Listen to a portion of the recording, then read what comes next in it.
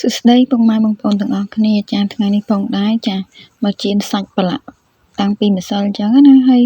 បងប្អូនដឹងហើយថាការប្រឡាក់សាច់គឺអត់មានពិបាកទេចាមានតែយើងដាក់ដូចជាចាស្ករប៊ីចេងអំបិលប្រេងខ្យងអីចឹងណាបងប្អូនចាបន្ទាប់មកយើងដាក់នៅទូទឹកកកមួយយប់ទៅដើម្បីវាចូលជាតិចឹងណាបងប្អូនហើយសម្រាប់ខ្ញុំនេះគឺខ្ញុំប្រឡាក់ជាមួយនឹងសាច់ជ្រូក3ជាន់ហើយ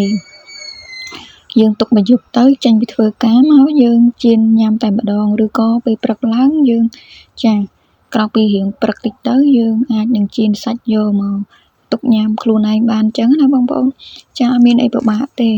ចាសម្រាប់ការជៀនសាច់នេះផងដែរយើងសម្រាប់ខ្ញុំគឺខ្ញុំអត់ធ្វើដាក់ភ្លើងច្រើនទេហើយពីងឆាគឺខ្ញុំដាក់តិចដែរចឹងណាបងប្អូនអត់ធ្វើបខំភ្លើងហើយណាមួយកាលណាតែយើងបខំភ្លើងគឺខ្លោចចាហើយប្រឡាក់របស់ខ្ញុំនេះគឺអត់មានដាក់ស្ករទេចាមើលទៅវាមកល្មមចាវាមិនទៅជាប្រៃណាស់ណាទេអញ្ចឹងហើយចាសាច់របស់យើងទុកមួយយប់គឺចាល្មមឆ្ងាញ់តែម្ដងអញ្ចឹងណាបងប្អូនចាការប្រឡាក់បែបនេះគឺចាបោះពេលដែលយើងយកមកជៀនមកគឺអត់ខ្ទុះទេបងប្អូនចាបើសិនជាយើងចាប្រឡាក់ភ្លាមមកតបក់ហើយ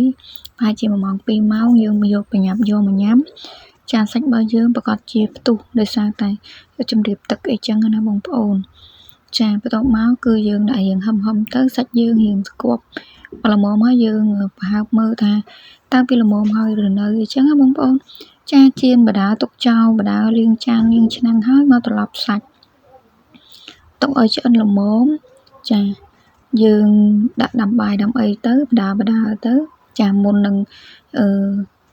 ប្រឡាក់សាច់ហ្នឹងគឺខ្ញុំបានដាក់ដាំបាយដាំអីហើយបងប្អូននេះកាន់កាមេរ៉ាមកចំហៀងប្រែសាច់មកចំហៀងបងប្អូនដល់ពេលអញ្ចឹងខ្ទះវាវិលចុះឡើងអញ្ចឹងណាបងប្អូនហើយឥឡូវនេះចាគឺចាសាច់នឹងជិតឆ្អិនហើយយើងចាប់ផ្ដើមប្រែត្រឡប់វាឲ្យវាក្លិនចាចំហាយនោះក៏ឈ្ងុយមកបដាពុះក៏ចាប់ផ្ដើមកោគ្រូកហែវបដាអញ្ចឹងណាបងប្អូនមើលទៅទំនងសូម្បីតែវយនេះគឺខ្ញុំនៅតែលេបទឹកមាត់អញ្ចឹងណាបងប្អូនចាជើងបងប្អូនចាធ្វើទឹកសម្លយូរអាចមកធ្វើចាប្រឡាក់សាច់ចៀនចាសម្រាប់នៅធ្វើការរាល់ថ្ងៃគឺគាត់មានតែក្រៀមក្រោះហ្នឹងហើយដាក់ទៅធ្វើការអញ្ចឹងណាបងប្អូនតែសម្រាប់ខ្ញុំចាទោះជាទៅធ្វើការក៏ដោយក៏មានទឹកស្លមានដូចជាសាច់គ្រីមអីតិចតួចចឹងដើម្បីហូបចាបន្ទាប់មួយគ្នាអញ្ចឹងទៅចាពេលខ្លះក៏1 មុខពេលខ្លះក៏2 មុខដែរអញ្ចឹងណាបងប្អូនអាស្រ័យទៅលើយើងមានពេលវេលាហើយណាមួយចាមើលទៅម្ហូបនោះយើងមិនទំនងទេយើងបានថាយើងដាក់ស្ងោរអញ្ចឹងទៅ